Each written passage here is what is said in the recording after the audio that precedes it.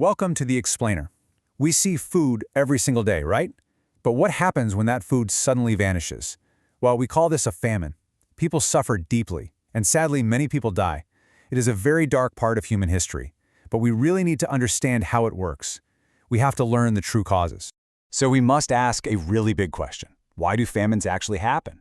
Many people just blame the weather. They think the rain stops, the crops die, and that is the end of it. But that is only part of the story. The truth is quite surprising. Human choices play a much bigger role. Human actions can turn a small problem into a huge disaster. Let's find out why. Here is our map for today. First, natural and human causes. Second, why do people starve? Third, selling food during famines. Fourth, the tragedy of Holodomor. Fifth, famine as a weapon. And finally, food in modern wars. Part 1. Natural and human causes. Weather versus people. History gives us some very concrete examples. Let's look at early Japan. Extreme weather caused terrible hunger there. In the year 1229, it was freezing cold. It literally snowed in July. Then, in 1258, a massive volcano erupted. The ash blocked the sun. Because of this, Japan had a very cold summer the next year. Crops died. The people had nothing at all to harvest. So, yes, nature can be very harsh.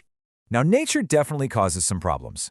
Bad weather, cold, and floods can destroy crops, but human choices cause the worst disasters. Bad rules, war, and taking food make the hunger so much worse. Governments might take food away from farmers. Armies destroy farms during wars. You can think of it like this. Bad weather starts the fire, but human choices add the fuel. Part 2. Why do people starve? The money problem. A famous thinker named Amartya Sen found a very surprising fact. Famines are not always about empty farms. Often, there is actually plenty of food in the country. It sits right there in the market. The stores have bags of rice and wheat, but poor people lose their jobs. Food prices go up very fast, so the people simply have no money to buy it. People starve because they lose their buying power, not just because the food is gone. Part 3. Selling food during famines. The cruel trade. Imagine a very cruel practice. It is called starvation export. This happens when a government takes food away from its own farms. Then the government sells this food to other countries. Why? Well, it wants foreign money. It wants to build factories, or it wants to buy weapons. But at the exact same time, its own people die of hunger. The government simply chooses money over human lives. History shows us two terrible examples of this choice. In the 1930s, the Soviet Union forced new farming rules. They took grain away from the farmers. They sold the food to other countries to build big factories, and they hid the facts. Because of this, millions of people died in the event known as the Holodomor. Later, in the 1990s, North Korea faced farming failures. But instead of helping, the government gave its money to the military. It bought weapons instead of food. Once again, millions died in what is called the Arduous March. Part 4. The tragedy of Holodomor. Ukraine in the 1930s. At least 3.3 million. That is the huge number of people who died in Ukraine during this time. Some experts even say the number is much higher. The farmers worked very hard. They grew the wheat. The farms were actually full of food. But the government sent soldiers. The soldiers took all the wheat away. They even searched houses for hidden grain. The farmers had absolutely nothing left to eat. Now, the government tried to hide this mass starvation from the world. They stopped people from traveling, but they failed. People from other countries knew the truth. For example, Japanese experts were there. They wrote detailed reports about the horror in Ukraine. They sent these reports back home. The world had clues, and the truth escaped the country. A Japanese witness named Kikuta Masakane visited Ukraine.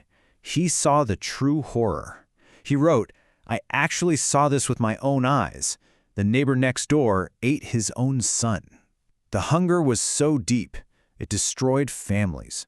It forced people to do unthinkable things just to survive.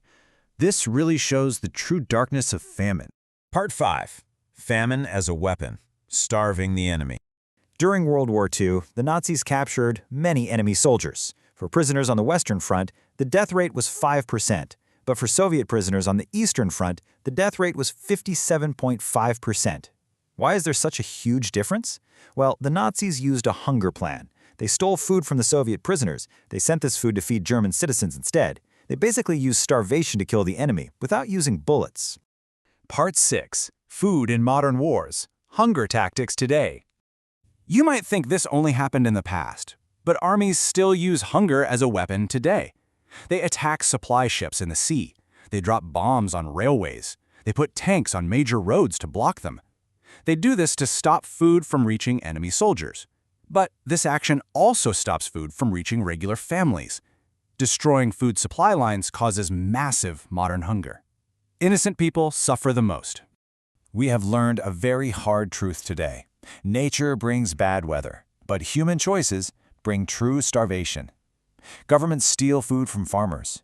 Governments sell food while their own people die. Armies use hunger as a cheap weapon. Food is life. So if human choices cause the worst famines, we must ask ourselves a big question. What choices will our world make next to protect human life? Thank you for joining me for this explainer.